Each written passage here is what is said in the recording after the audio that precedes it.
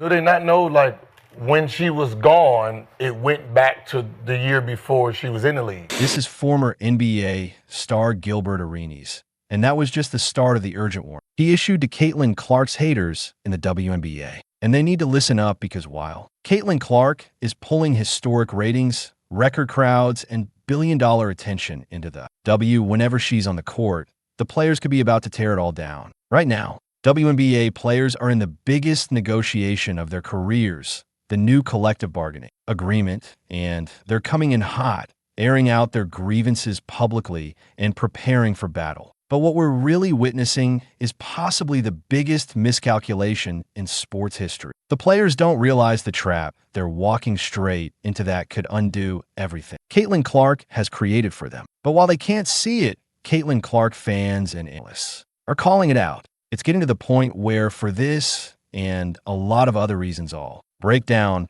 people are practically begging Caitlin Clark to start her own league. At the beginning of the season, that would have been easy to shrug off. But now, based on what we've seen this season, there's real reason to believe Caitlin's going to do something. In fact, she may have to. Let's get into what Gilbert Arenas just said and the recent developments that might force Caitlin to make some big moves. Stick with me until the end and let me know if you think my prediction is right or wrong. But first, like this video and drop a check mark in the comments if you think Caitlin should start her own league. So let's rewind to a clip that turned out to be a prophecy. This was Angel Reese and Dayon A. Carrington talking tough about CBA negotiations before the season tipped off, and they got absolutely cooked for it. Not because people thought WNBA players shouldn't get paid. Like it or not, they're getting a raise. I mean, you can't have a league where Caitlin Clark makes less than the car wash manager at Buc-ee's. What stunned people was the tone, the arrogance, the complete lack of awareness that they're not the ones holding the leverage.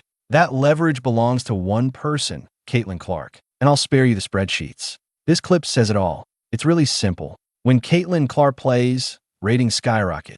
When she's out, they tank. It's not a debate anymore. The numbers don't lie. But here's what's wild. While Caitlin continues to drive all the momentum, the players have gotten even more aggressive. The pettiness and jealousy has reached new levels. And for a lot of fans, even some voices. In the media, we just had the last straw, the all-star voting. Caitlin led all players in fan votes and record numbers.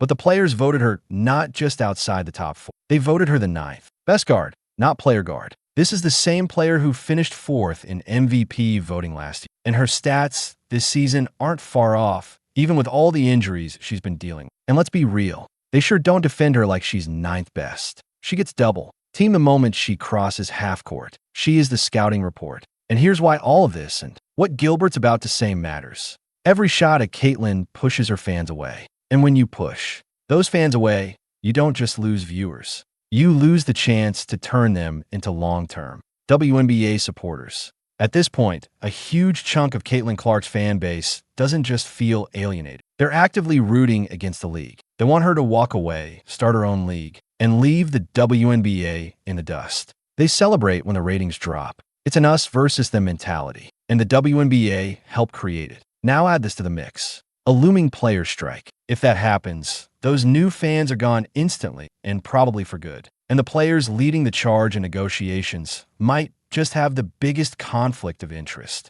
imaginable.